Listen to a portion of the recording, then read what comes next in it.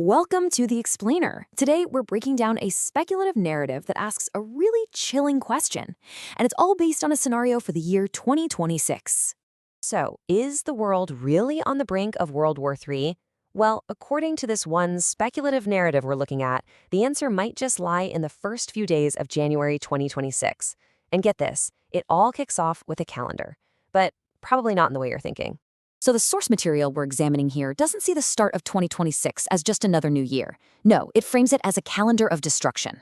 The whole argument is that huge wars, they don't just start with a big bang. They build up. It's a series of escalating steps, kind of like the slow, terrifying marches that led us into World War I and World War II. Okay, so this slide here really lays it all out. A rapid-fire series of provocations that, according to the story, just sets the entire world on edge in just 11 days? And look at how it builds. It goes from a direct move in Venezuela to grabbing a Russian submarine, then slapping a massive tariff on an ally, and even threatening a fellow NATO member. Each step is just another turn of the screw. Now, the narrative argues that the most just unbelievable act was Donald Trump declaring himself the acting president of Venezuela. I mean, think about that. It's a move the source claims no U.S. president has even attempted in 250 years.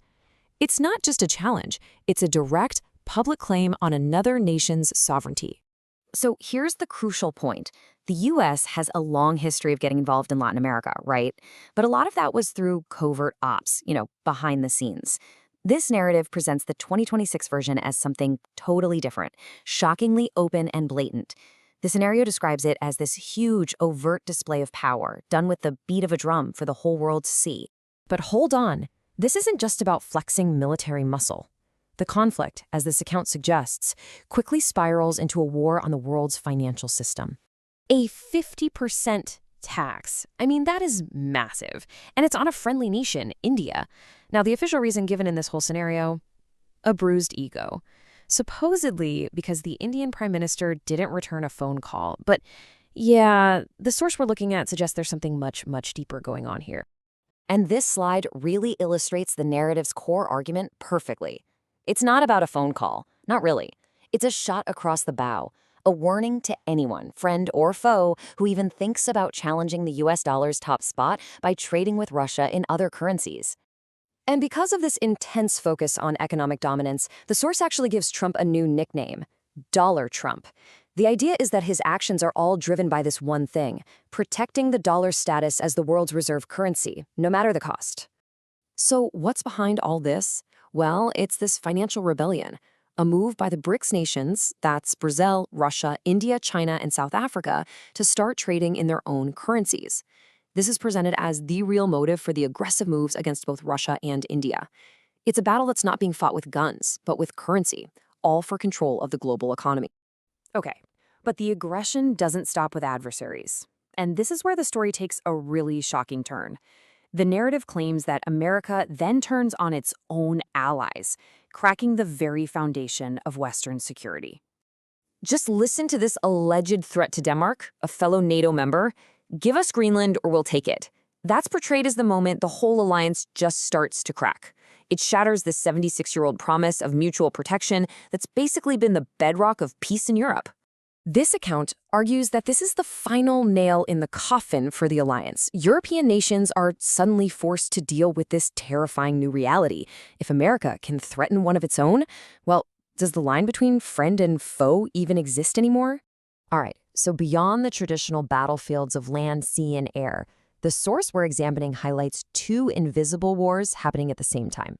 One is in the shadowy world of cyberspace, and the other is in our interconnected global economy. And then the narrative brings in a really surprising player, Elon Musk. It claims his company, Starlink, was key in the Venezuelan blackout, basically helping with the US-backed regime change. And it also says he's involved in the internal strife in Iran. It just goes to show how private companies can become these incredibly powerful tools of state power in modern warfare. And this is what the next world war could actually look like, according to this scenario. Not a bomb, but a single click. A click that could send an entire city back to the Stone Age by shutting down its power, its water, its communication, basically its entire lifeblood. So What does all of this global chaos actually mean for an average person, for you and me? This is where the source connects the big geopolitical moves to our personal lives. The most chilling sign, according to this narrative? The world's super rich. We're talking Silicon Valley CEOs, top bankers. They're reportedly spending millions on private, secure bunkers. They're not just investing in stocks anymore. They're investing in straight-up survival. The source presents a really stark message here. When the people who have the most access to information start getting ready to live underground, well, that's a pretty clear sign that they expect something terrible to start falling from the sky. So for the rest of us, for everyone without a bunker, this account predicts a total economic apocalypse. We're talking about soaring inflation, which you can see makes up a massive 40% of this predicted fallout, huge job losses, and just a complete loss of faith in governments and banks as the systems we all rely on start to crumble. And check this out. If Russia or Iran fights back by blocking oil routes, the source warns that the price of oil could jump from about $63 to a staggering $350 a barrel. Now, that wouldn't just be a headline. That would cripple the global economy and every single household budget. It would make everyday life unaffordable for millions. So, to sum it all up, this narrative paints a picture of a world where the old rules are just gone, where one leader's ambition has grown larger than his own country, and the systems we all depend on are about to break. Look, it's a speculative and pretty dramatic scenario, for sure, but it does force us to think about how fragile the systems we take for granted really are. The key question this narrative leaves us with is this: is the destruction of the old world the final step?